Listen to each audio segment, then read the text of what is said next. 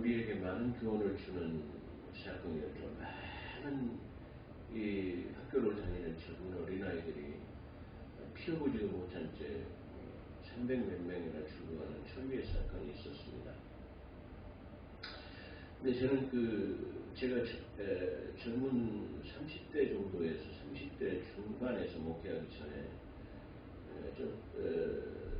충남 서천이라고 하는 정항 마량은 다 압니다. 사람들이 유명한 곳이죠. 특별히 마량은 서울 이화여자대학교 별장에 있는 동백장이라고 하는 별장에 있는 곳으로 휴양지로도 아주 유명한 곳입니다. 충남 마량에 제가 배를 의자면 넣어선 큰 배를 두 척을 가지고 있었습니다. 제1대성호라고 하는 배와 청룡호라는 배를 가지고 있었는데요.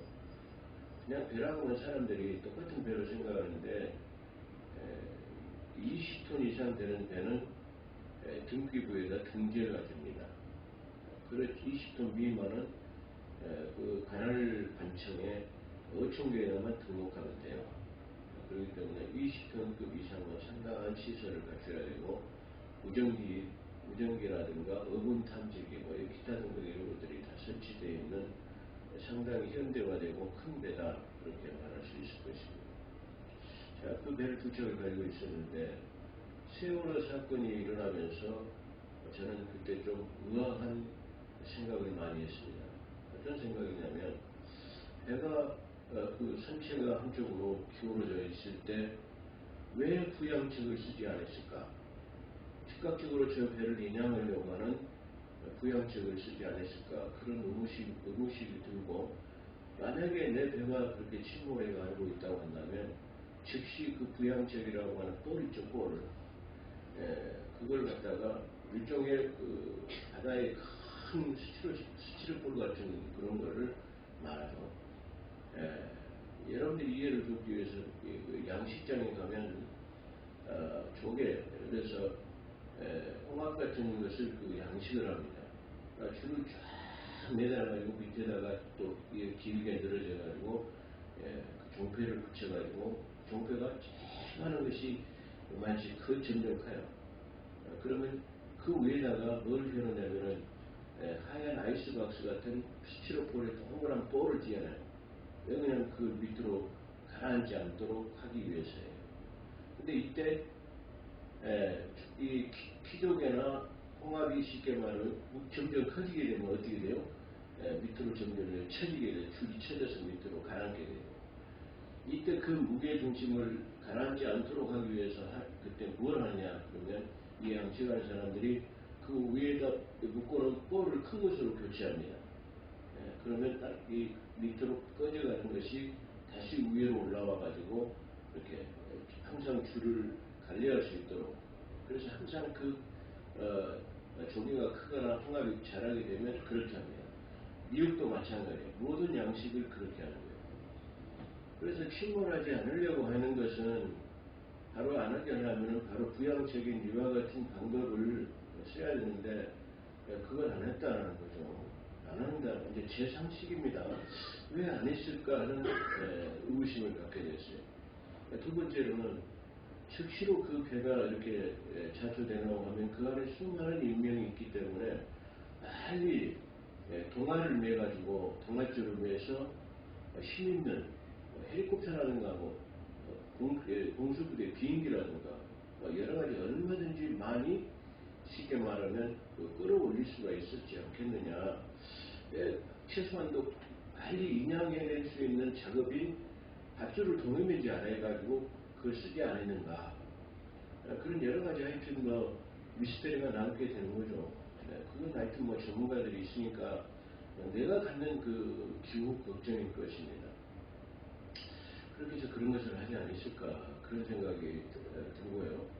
또 하나 미스터리는 그 배가 어떻게 그 배가 어떤 배였었느냐. 우리가 생각해보면 그 배가 놀랍게도 김대중 대통령이 대통령을 하던 시절 해양수산부 장관이 누구였냐면 노무현 씨였어요. 근데 김대중 씨가 정치를 하고 있는데 해양수산부 장관 노무현 씨가 우병우라고 하는 유병우인가요? 누굽니까? 구원파 교주로 알고 있죠. 자기가 자살해갖고 죽은 것으로 판명됐었는데요. 그 사람한테 정부의 지원금을 줘가지고, 다시 말하면 저 일본에서 20년이 넘는 폐선에 가까운 배를 갖다가 200 몇십억이라는 돈을 주고 정부의 지원금을 받아가지고 배를 사왔어요. 그래가지고 그때 당시 사건이 있었을 때 노무현 대통령하고 유명인가요? 그 사람, 우병우, 그 사람하고 같이 이름도 제가 좀 헷갈리네요. 근데 그 사람하고 식사하는 것도 그 신문보도에 몇 번 나왔었던 일이 있습니다. 근데 제가 하나 또 참 안타까운 것은 뭐냐면 그때 그 세월호라는 배에 탄 사람들이 많은 사람들이 제주로 가기 위해서 화물차가 짐을 실은 화물차가 거기가 적재됐어요. 그러니까 승용차도 가지고 간 사람들 또 화물에 많은 화물을 싣고 들어간 사람들 그런 사람 그 배가 자그마치 그때 당시 제 기억으로 하면은 182대라고 하는 화물차 기타 등등 승용차 이런 차량들이 있었을 것이에요. 그런데 요런 만약에 그때 그 대부분 화물차를 가지고 간 사람들이 화물 운송료만 티켓을 끊고 사람은 끊지 않고 그 화물차를 끌고 들어가 버려요. 그러면 사람은 체크가 되지 않는다라는 것이죠. 많을 수가 있다는 것이죠. 근데 사람들이 요는 그 배를 갖다가 선체에다가 그 배를 실어놓고 사람은 밖에 내려와 있으면 되는데 때로는 사람들이 화물차 기사들이나 이런 사람들이 가족 가지고 다니는 사람들 자기 부인들 대부분 데리고 다니죠. 만약에 어린아이가 있으면 애들까지 세 사람이 보통 다니는 것이 통례예요. 우리가 그런 것을 많이 봤죠. 그런데 어찌됐든 간에 인명피해는 그냥 생각하지 않더라도 그렇게 해서 182대라는 배가 선체를 인양했을 때도 마찬가지고 이상하게 그 배가 그런 안에 실어있는 차가 한 대도 발견되지 않았다라고. 그러면 도대체 그 배가 어디로 갔을까 하는 의문점이나 미스터리가 남게 되는 것이죠. 그래서 참 여러 가지 안타까움을 남기고 있는 지금도 그 세월호에 대한 조사를 계속하고 정부에서 하고 있죠. 근데 그런 것들이 여러 가지 일들이 참 밝혀지지 않는 미스터리한 것들이 많이 남아있는 그런 사건이었습니다. 자, 그런 것처럼 그 침몰해가는 배에 대해서 왜 우리가 침몰해가는 것을 방관하고 보고 있어야만 했을까? 많은 해군들도 있었고 해경들도 있었고 세계에서 제일 자랑하는 UDT 대원들도 있었는데 왜 그 사람들은 인명구조에 들뜨지 않았을까? 하여튼 그런데 오히려 인명구조한 사람들은 전직 UDT 대원 민간 잠수부들이 투입이 돼가지고 그 활동 자원봉사로 활동한 사람들이 많았어요. 어찌됐든 간에 최정예는 투입되지 않은 그런 상황들을 우리가 보기도 했습니다. 그래서 그냥 생각이 없이 우리가 뉴스를 접했을 때는 안 하는데 돌아서서 가만히 생각해 보면 그런 아쉬움들이 남게 되는 것입니다. 저는요 이 세월호를 말씀드리는 것이 정부를 비판하거나 그 잘못됐다라는 것을 말하지 않아요. 하기 위해서 하는 건 아닙니다. 왜 그러냐면 지금 우리 한국 교회가 지금 세월호처럼 침몰해 가고 있다는 것이에요. 그것이 안타까워서 지금 말하고 있어요. 그러니까 조금 전에 제가 말씀드린 것처럼 그렇게 침몰해 가는 것에 대해서 왜 우리는 전혀 손을 놓고 있었던가? 왜 최선의 노력을 하지 않았을 것인가? 대부분 그때 신문이나 언론을 보게 되면 공기가 어쩌고 저쩌고 무슨 이상한 것들만 보고요. 실제적으로 감론을 박할 것이 아니라 실제적으로 튀어들고 유리창을 깨고 들어가서 사람을 인양하는 것이 아니라 엄청난 시간이 지난 다음에서야 그것을 했다 이 말이에요. 이미 희생은 끝났다 그런 말이죠. 그리고 저는 우리 지금 한국 교회가 점점 침몰해 가고 있다는 걸 느껴요. 그렇다고 한다면 지금 침몰해 가는 우리 한국 교회를 부양책을 쓰지 않으면 지금 쉽게 말하면 더 이상 침몰하지 않도록 밧줄을 동여매지 않으면 침몰해 갈 수밖에 없다라고 생각이 됩니다. 왜 그러냐면 지금 거의 작년 2월부터 시작된 이 코로나가 비대면 예배라고 하는 것을 통해서 거의 1년 동안이나 지금 예배를 거의 드리지 못하고 있습니다. 다시 말하면 대형 교회는 20% 예를 들어서 얼마 이렇게 사람 숫자를 정해줘가지고 그냥 유튜브 방송이나 방송을 제작할 수 있는 스텝만 갖다가 쉽게 말하면 허용해주는 그런 상황이에요. 그래서 그걸 어기고 만약에 예배 드리는 교회가 있으면 바로 이상하게 폐쇄 명령이라고 해가지고 교회를 갖다가 빨간 딱지를 붙여갖고 문을 열지 못하라고 말해요. 만약 그걸 어기게 되면 엄청난 쉽게 말하면 벌금을 물리고 또 그 구상권이나 만약에 너희 때문에 잘못되면 구상권을 청구해가지고 엄청난 돈을 청구할 수도 있어라고 하는 그런 압박을 가하기 때문에 교회가 폐쇄되거든요. 제가 잘 알고 있는 광주의 청사교회도 폐쇄가 되어버렸어요. 예, 청사교회 김선범 목사님이라고 저하고도 아주 친분이 있는 아주 존경하는 목사님, 은퇴하시고 지금은 그 다음 후임자로 와서 목회하시는 아주 훌륭한 목사님이 계신 곳인데 그것이 그렇게 되었어요. 광주 안디옥 교회도 확진자가 발생해가지고 교회가 폐쇄되고 그렇게 되어진 걸로 알고 있어요. 어찌됐든 저는 그런 것을 말하고 싶지는 않은데 다시 말하면 지금 이 기간이 1년이라는 기간을 쉽게 말하면 우리가 지나오면서 우리가 바라보게 되면 이 대형 교회들이 지금 현재 다 나온다 하더라도 3분의 1 정도는 이미 다 탈락해 버렸어요. 3분의 1 정도는 교회를 나오지 않아요. 어떤 교회는 심지어는 절반 이상이 교회를 떠났어요. 나오질 않아요. 이 코로나 때문에 그렇죠. 어떤 교회는 절반 이상이 아니라 아주 치명타적인 아주 어려운 개척교회 같은 경우는 거의 문 닫는 교회가 전국에 수백 개, 수천 개가 되어가고 있습니다. 대형교회 역시 3분의 1 이상, 절반 이상이 침몰되어가지고 지금 자초되어가고 있습니다. 왜 그러는가? 저는 그렇게 가만히 생각해봤어요. 사람의 생각은 행동을 낳고 행동은 습관을 낳게 됐다고 제임스 앨런이라는 사람의 책에 그렇게 기록되어 있습니다. 한 번 안 나가, 두 번 안 나가, 우리가 믿음이 쌓이는 것은 시간이 경과돼서 오랜 시간이 걸려져야만 믿음의 경륜도 생기고 강한 신앙과 믿음이 생겨지게 되는 거예요. 말씀과 기도를 떠나서 예배를 드리지 않으니까 오늘 현상이 뭐죠? 그냥 뭐죠? 불평과 불만이 모든 사물을 삐뚤어지게 볼 수밖에 없는 생각이 돼요. 왜?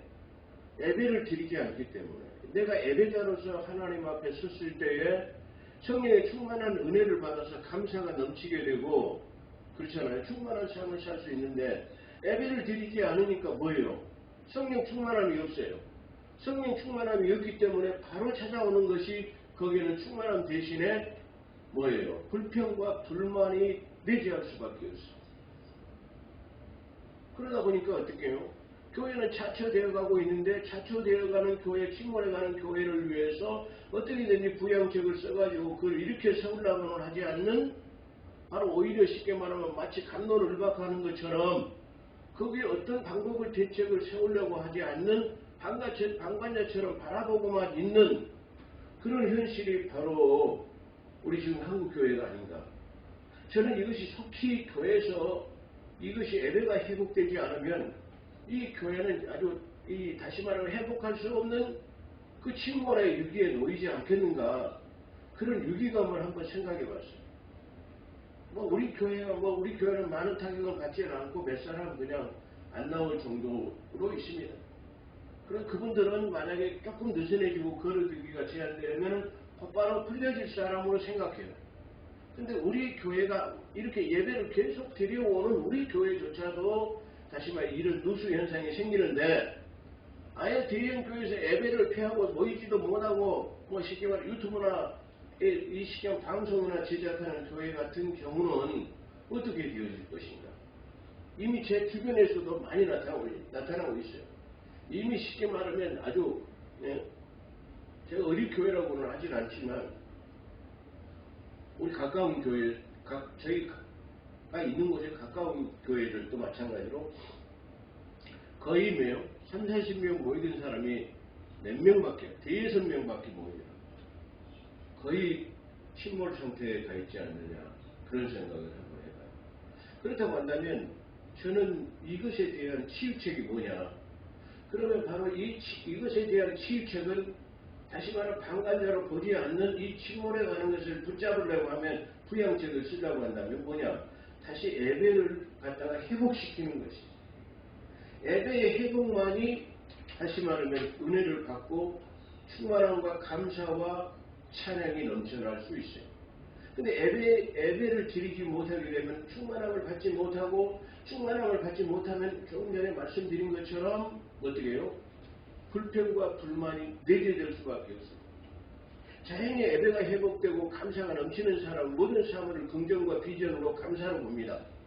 근데 예배를 드리지 않는 사람은 인간적인 방법이나 계획과 생각으로 말하기 때문에 우리의 생각이나 방법하고는 늘 상충되게 되는 거죠. 다시 말하면 늘 반대되는 생각을 할 수밖에 없다는 말이에요. 충만함과 충만함이 만나게 되면 감사와 찬양이 넘치게 되는데, 충만함을 받은 사람 역시 충만함을 받지 못하는 불평과 불만이 있는 사람한테 가게 되면 뭐예요? 그냥 희석되어 버리는 거예요. 증권하는 사람들이 그런다고요? 저는 최근에 그런 내용도 알았습니다. 예를 들어 제가 증권을 샀어요. 어떤 주식을 샀어요. 근데 그 주식이 계속 하락해요. 그러면 그 하락한 폭이 넓어지기 때문에 떨어졌을 때 다시 말하면 또 그걸 오히려 떨어져 가는데도 또 산다는 거예요. 그렇게 되면 고가에 샀던 것이 어떻게 되죠? 이게 다시 아주 싼 가격으로 사기 때문에 물타기가 된다는 거예요. 희석이 된다는 것이. 마치 그런 것처럼 충만한 사람이 충만함을 갖지 못하게 되면 어떻게 돼요? 이렇게 물타기식이 되긴 다시 말하면 믿음이 오히려 쓰기보다는 그렇지 못한 상태로 돌아가 버리지 않겠느냐, 그런 생각을 하게 되는 것입니다. 그런 것처럼 그렇다고 한다면 제가 오늘 제시하는 것은 뭐냐면 모임을 피하게 되니까 충만함을 받지 못한다는 것이 오늘 이 히브리서가 가지고 있는 내용이에요. 모여야만이 뭘 알죠? 대제사장인 예수 그리스도에 통해서 그의 피값으로 우리가 성소라고 하는 그 하나님의 영원한 성전에 들어갈 수 있다는 것이 오늘 여기서 주된 내용이에요. 그렇다고 한다면 우리가 그 영원한 담력과 믿음으로 영원한 성소라고 하는 곳에 들어갈 수 있는 것은 바로 예배를 통해서만 가능하다는 것이에요. 예배를 통하지 않고서는 우리가 그 충만함을 받을 수 없다는 사실이에요. 네. 간단하게 말한다면 그렇습니다. 그래서 그러므로 형제들아, 우리가 예수의 피로 인하여 담대하게 지성소에 들어가라니. 우리가 가지고 있는 개정개혁판에는 성소라고 그랬어요. 성소는 다시 말하면 누구요? 전에는 예수 그리스도 피값으로 구속함을 입기 전에는 성소라는 곳에 누구만 들어가요? 대제사장만 들어가요. 또 대지성소라고 하는 그 휘장이 안에 갈라져 있는 이 칸막이가 되어 있는 지성소에 들어가려면 거기는 대제사장이 1년에 한 차례밖에 들어가지 못해요. 근데 쉽게 말하면 우리는 예수 그리스도 피로 인하여서 이 지성소라고, 여러분의 성경에는 성소로만 되어 있는데 지성소라고 하는 것, 대제사장만이 들어갈 수 있는 곳을 예수의 피로 인해서 우리가 그 영원한 처소인 지성소에 들어갈 수 있는 담력을 우리에게 얻었다는 것이에요. 오늘 우리는 제가 지난번에도 말씀드렸지만 예배는 단순한 것이 아니에요. 예수 그리스도와 교제하는 거예요. 하나님의 임재가 있는 것이에요. 그것이 바로 예배라는 것이에요. 기독교 신문을 보게 되면 별 이상한 것을 주장하는 사람들이 나타나고 있어요. 아니 비대면 예배로도 성찬 예식을 할 수 있다는 세계망측한 발상을 하는 그런 목회자들도 생겨요. 아니 나는 그런 사람들이 어떻게 저런 발상을 하고 저런 말을 해가지고 이 신문지상에 보도할 수 있을까? 아니 성찬이라는 것은 실제 포도주와 떡을 먹어야 되는데 다시 다시 말하면 비대면 이 쉽게 말하면 영창으로 가능하다라는 거예요. 아니 그 사람들을 한번 간단하게 우리가 사람들이 쓰는 것이 있죠. 쓰는 용어가 있어요. 견이불식 그림의 떡이다라는 말이 있어요.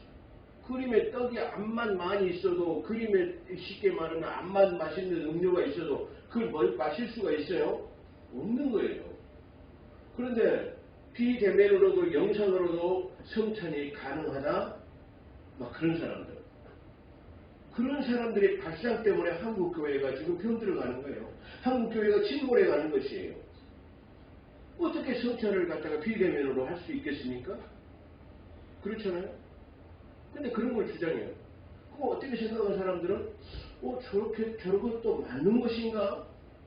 사람들이 지상파 방송이나 신문 언론을 통해서 보도되기 때문에 교회 목사님이 말한 것보다도 신문에 난 것이니까 더 인지도가 높으니까 더 유명한 사람들이 썼으니까 그래 맞겠지라고 생각해버리고 이런 걸 뭐라고 그러죠? 미혹이라고 그래요. 이런 걸 뭐라고 그래요? 현혹하는 것이에요. 나와 여러분은 하나님의 말씀에 바로 서는 나와 여러분이 되시기를 주의 이름으로 축원합니다. 그러면 우리가 성소로 들어갈 수 있는 것은 다시 말하면 우리가 예수 그리스도의 피로 말미암아 예수가 십자가에 돌아가심으로 말하면 피 흘림으로 말미암아 그때 예루살렘에 있는 성전 안에 있는 휘장이라고 하는 것이 갈라져 버렸어요. 이 휘장은 지성소와 성소를 가름하는 지성소는 대제사장만이 1년 1차에 들어갈 수 있는 곳인데 거기는 아무나 못 들어가요. 제 문제를 해결하지 않으면 대제사장이라도 누구예요? 그날 죽는 거예요.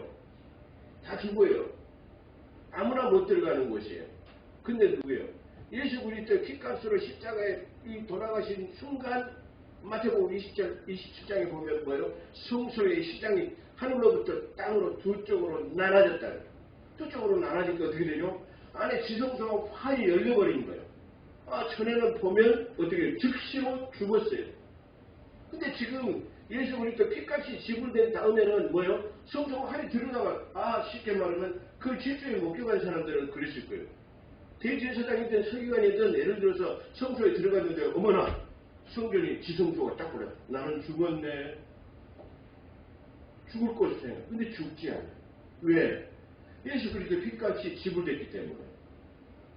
그래서 우리가 예수의 피로 인하여서 담력, 그 성소에 전에는 감히 엄두도 మెం다가 들어갈 수도 없었던 것을 바로 예수의 피로 들어갈 수 있다라는 말이에요. 그것을 회복하는 것이 뭐예요? 그 담력을 얻는 것이 뭐예요? 믿음이에요.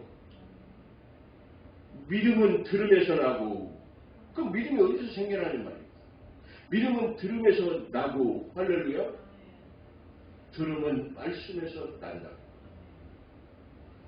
그 믿음의 기초가 하나님의 말씀에서 나오고 그 말씀을 우리가 늘 듣고 보고 상고하고 할 때 우리가 믿음이 생겨지는 거예요. 그런데 우리가 일주일에 한 번씩 내지는 물론 집에서도 성경을 많이 보시는 분들도 있을 거예요. 그렇지만 보지 않는 분들은 그냥 생업에 열중하다 보니까 열심히 직장생활하다가 또 교회에 열심히 나와요. 그러면 일주일에 일용할 양식을 다 먹는 거예요. 그런데 그것마저도 이 비대면 예배라고 해가지고 드리지를 못해요. 이 영혼이 하나님의 말씀으로 믿음이 폐쇄되어지기 때문에 갈수록 강팍해져 가는 거예요. 갈수록 세상적인 잣대로만 되려고 그런 거예요. 그러니까 어떻게 되겠어요? 침몰할 수밖에 없는 것이에요. 한 번 안 나가, 두 번 안 나가, 그래도 괜찮은데? 자, 그렇게 생각하는 거예요. 그것이 뭐가 되는 거죠? 아까 말한 거. 우리 생각이 행동을 낳고 행동은 습관을 낳아요. 오늘 말한 것처럼 그렇게 믿음이 떨어져 나가버리기 때문에 모임을 폐하는 어떤 사람과 같이 되어버렸기 때문에 우리는 성소에 들어갈 수 없다라는 거예요. 지성소에 들어갈 수 없다라는 거예요. 얼마나 귀중한 말씀인가. 제가 이 말씀을 찾으려고 많은 시간을 이 창조를 뽑으려고 많이 들여다봤어요. 마지막 때는 안식일을 폐하자고 하는 어떤 사람들이 생긴다고 했어요. 또 여기도 보면 모임을 폐하는 자에서 어떤 사람들이 있는다고 했어요. 오늘 이렇게 말씀을 보게 되면 그러면 어떤 결과를 낳게 될 것인가? 우리가 충만함을 입었을 때는 어떤 것들을 얻게 될 것인가? 그러므로 19절에 보면 그러므로 형제들아 우리가 예수의 피로 인하여 담대하게 지성소에 들어가나니 우리가 그곳으로만 들어갈 수 있어요. 믿음이죠. 그가 우리를 위해 갇히신 새롭고 살아있는 길로 휘장 곧 그의 육체를 통하여 들어가니라. 휘장. 다시 말해 휘장이라는 것이 지성소와 성소에가 이렇게 딱 있었는데 그거는 뭐예요? 우리가 상상하는 그런 휘장과는 좀 달라요. 출애굽기에 보면 그 휘장은요 청색, 자색, 홍색 실로 그리고 금실을 섞어가지고 이 실을 꽈요. 그리고 또 그것을 한 가닥, 두 가닥, 세 가닥 깐 것을 또 까고 깐 것을 또 까고 해가지고 네 가닥을 만들고 또 네 가닥을 만들어서 이렇게 해갖고 두껍게 만들어가지고 천을 짜요. 여러분 이해하기 쉽게 말하면 바닥에다 까는 양탄자 같은 것처럼 그렇게 두껍게 까졌어요. 근데 거기에는 실을 아주 쉽게 말하면 꽈가지고 꼭 깐 것을 꽈가지고 해갖고 만들었기 때문에 그냥 쉽게 말하면 이 천으로 가려진 것하고는 차원이 다릅니다. 그런데다 거기는 금색 실이라고는 일종의 쉽게 표현하면 금으로 만든 가는 철사가 그 속에 들었다는 말이에요. 그러면 그것은 그 금실이라고는 실이 들어있기 때문에 웬만한 날카로운 예리한 면도칼로 자른다 해도 잘 잘라지지 않는 그런 특수성을 가지고 있는 것이 바로 성소의 휘장이에요. 근데 그것이 예수 그리스도의 몸이 깨트려진 게 됨으로써 말미암아 휘장도 깨트려져서 열리게 됐어요. 예수의 피로만. 할렐루야. 그래서 21절에 또한 하나님이 집을 다스리는 대제사장이 계십니다. 하나님의 집을 다스리는 대제사장은 예수 그리스도인데 이걸 히브리서에서는 멜기세덱의 판자에 따른 예수 그리스도를 말하죠. 할렐루야. 그래서 세덱은 왕이다.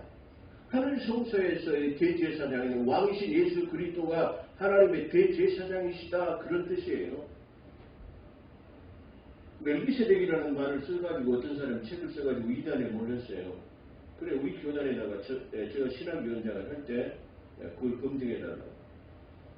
8명의 그 신학위원이 모였는데 그 멜기세덱이라는 것에 대해서 누구 하나도 그 자기의 지론을 펼친 사람이 없어요. 저는 그때 놀랐어요. 그걸 지금 말하고 싶지는 않습니다만은 절대 멜기세덱은 우리가 알고 있는 창세기도 나오잖아요.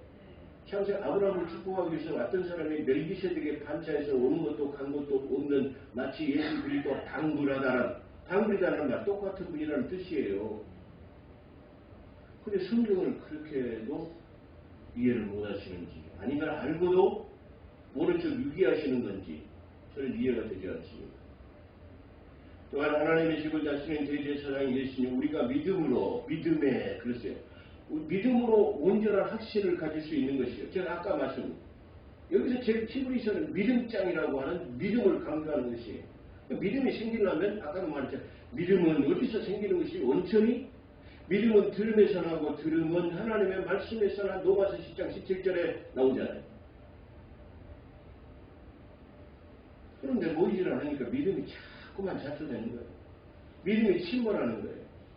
그래서 제가 그러면서 그래도 나는 나름대로는 다른 사람 예배 드리지 않으니까 나는 교회에서 우리는 예배 드리니까 나는 일종의 자부심 같은 교만이 생겼어요. 근데 제가 이 말씀을 생각하면서 그것도 교만이었구나. 내가 온전하게 예배를 드리려면은 어찌 됐든 간에 다시 말하면 오전 오후 예배에 우리 예배를 다 드려야 되겠다. 믿음으로 드려야 되겠다라는 생각을 갖게 되었습니다. 그래서 그나마라도 다른 교회에서는 일부 예배를 드리지 못하지만 우리는 그래도 어떤 어려운 가운데서 있어도 숫자가 그리 많지 않으니까 거리두기를 하기도 좋은 것이죠. 우리 교회 같은 데는. 좌석에다 이게 쉽게 말하면 방석을 2개씩만 깔아놨어요. 거리두기 2m를 지킨다라는 그런 뜻이죠. 그렇게 해왔는데 그건 역시도 내 자신이 교만이었구나 그런 생각을 해요. 이렇게 쉽게 말하면 자꾸 하나님의 말씀에 시거지다 보면은 이것도 점점점 가다 보면 어느 때인가는 무기력해질 수밖에 없구나. 나 자신도 무기력해질 뿐만 아니라 역시 우리 교회 성도들도 무기력해지고 믿음이 약해질 수밖에 없겠다. 라고 하는 생각이 들었어요. 그럼 무기력이 약해지면 결국 믿음이 약해지고 무기력해지면 그 자리에 아까 말씀드린 것처럼 뭐가 내재하는 거죠? 바로 그 지혜를 찾아오는 사람들이 있어요. 그 찾아오는 사람들이 누구냐면 바로 불평불만이라고 하는 사람들이 오게 된다는 것이죠. 그래서 우리가 믿음의 온전한 확신 가운데 진실한 마음으로 다가가자. 진실한 마음. 우리가 온전한 믿음이 있을 때 우리의 진실함이 생기게 되는 거예요. 그렇잖아요? 우리가 믿음이 있고 예배를 드리실 때 뭐예요? 성령의 감동이 생겨가지고 주님 감사합니다. 고맙습니다. 하는 것이 생겨나는 거예요. 근데 예배를 드리지 않으면 감동이 없기 때문에 바로 거기에 뭐가 오죠? 불편한 진실이라고 하는 것처럼 우리가 뭐예요? 감동의 그 자리에 불평과 불만이 시작되게 될 수밖에 없어요.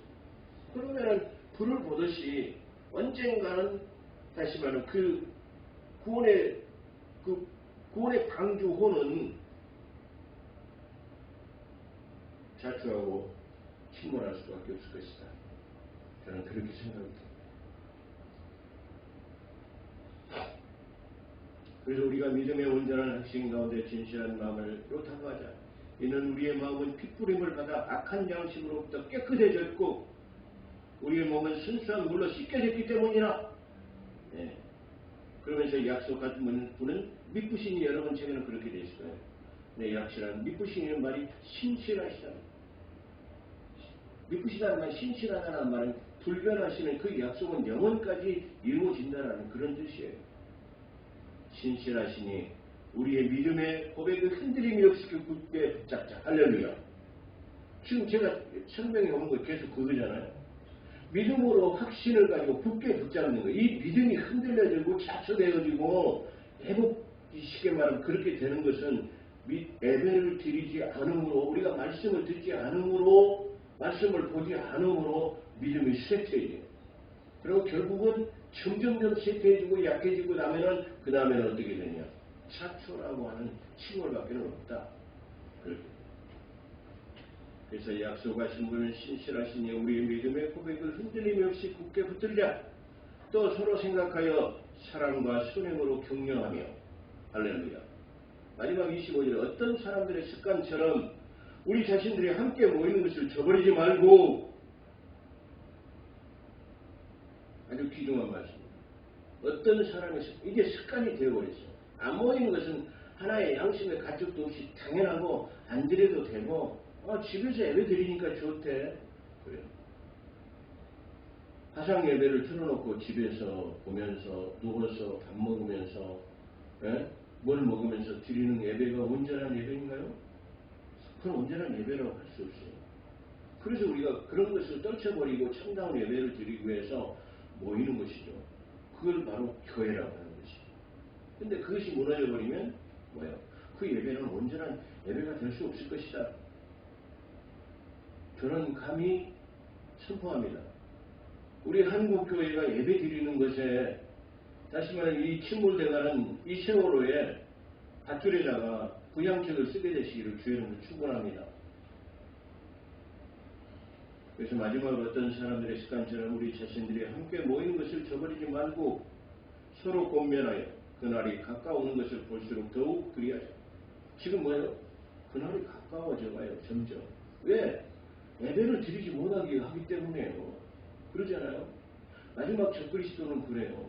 여러분 지금요. 이제는 지난번에 제가 말씀을 드렸지만 식당고 전에는 식당고 가끔 보면 이 체크를 안 한 데가 더러 많이 있었어요. 네. 그리고 또 잘 아는 사람들은 또 이거 쓰지 마 그냥 들어가세요. 뭐 그런 사람도 있었어요. 마스크 쓰셨으니까. 근데 지금은요 거의 없어요. 100% 다 지금은 그 설치를 안 한 데가 없어요. 여러분 전에는 손으로 되는 데가 있었지만 지금은 뭐예요? 이마를 갖다 대요. 사진을 찍어요. 여러분 그 뭘 생각하시나요? 저는 요한계시로 나온 666을 생각해봐요. 이마나 손목에 표식이나 인식을 갖지 않으면 물건 매매할 수 없고 살 수 없고 지금 홈플러스 어디 가면은 그거 안 찍으면 뭐예요? 물건을 못 사요. 식당이고 어디고 이게 들어갈 때 그거 찍지 않으면 못 사요. 아, 이것이 어떻게 되면 마지막 때 이제 그것이 뭐예요? 아주 자연스럽게 됐어요. 아, 우선 나부터도 손님하고 식사를 가면 가서 다 적어야 돼. 그거 찍어야, 인마에다 대고 찍어야 돼. 손에다 찍어야 돼. 아, 이것이 쉽게 말하면 문화의 옷을 입고 다가오는 마치 666에 말하는 요한계시록에 말하는 그것과 흡사하구나. 근데 우리는 점점 그것에 대해서 뭐예요? 익숙해져 가고 있어요. 아무 거리낌이 없어요. 그거 찍는데. 그 이마에 찍는 거 거리낌이 없어요. 손목에 찍는 거 뭐예요? 거리낌이 없어요. 아마 제가 이런 문제 제기를 하게 되면 많은 사람들이 아마 공감을 할 거예요. 뭐 그런데 나도 모르는 사이에 그렇게 점점점 잠식되어 가고 있네. 나도 모르는 사이에 점점점 그렇게 침몰되어 가고 있느네. 여러분, 우리는 모이기를 펴는 사람이 어떤 사람과 습관같이 되지 말기를 주의 이름으로 축원하며 하나님의 담대한 신앙과 믿음으로 하나님 그걸 굳게 잡아서 그 놓치지 않는 그런 쉽게 말하면 구원의 밧줄이 되기를 주의 이름으로 축원합니다. 그래서 어떤 일이 있어도 그걸 놓지 않고 든든히 붙잡는 나와 여러분이 되시기를 주의 이름으로 축원합니다. 기도하겠습니다. 주님 고맙습니다. 감사합니다. 오늘 말씀을 통해서 내 자신이 교만하고 하나님 아버지 부족했다는 사실을 시인합니다. 고백합니다. 하나님 우리 한국 교회가 예배가 회복되기를 원합니다. 우리 교회가 먼저 회복되기를 원합니다. 가정가정이 예배가 회복되어져서 하나님이 기뻐하시는 가정 되게 하시고 요한계시록 3장 19절에 나온 것처럼 주님께서 하나님 문 밖에서 두드리노니 너희가 문을 열면 너와 나와 더불어서 먹는다고 한 것처럼 주님이 오늘 우리 교회 문 밖에 오셔서 두드리지 않는가? 또 우리 주님이 우리 가정에 오셔서 문 밖에서 하나님 두드리지 않는가? 우리가 문을 두드리는 주님을 영접하지 못하고 있는가를 우리가 생각하고는 깊은 통찰력이 우리 교회와 우리 한국교회에 있어지게 되어져서 문을 두드렸을 때 즉각적으로 문을 열고 그와 더불어 살아갈 수 있는 복된 우리 교회와 가정들 우리 한국교회가 될 수 있도록 하나님께서 성령 충만한 은혜를 부어주시옵소서. 깨어나는 지도자들이 되게 도와주시옵기를 아버지 간절히 바라고 원합니다. 함께 하신 것 감사하며 우리 구주 예수 그리스도 이름으로 감사기도 드리옵나이다. 아멘. 이제는 교회의 머리가 되시는 우리 구주 예수 그리스도의 은혜와 우리를 사랑하시는 성부 하나님의 크고 극진하신 사랑하심과 성령님의 감화 감동 내주교 동의를 충만하시니 오늘 말씀을 듣고 믿음으로 굳게 서서 성소에 영원한 지성소에 들어가기를 원하는 사랑하는 성도와 자녀와 성읍과 일터와 직장 위에 우리 한국교회 위에 오늘 하나님의 교회 나와 최초의 직분을 갖고 헌금위원이 되어져서 하나님 앞에 공무원으로서 봉사하신 우리 김석철 사랑하는 형제 위에 이제부터 영원토록 함께 있을지어다. 아멘.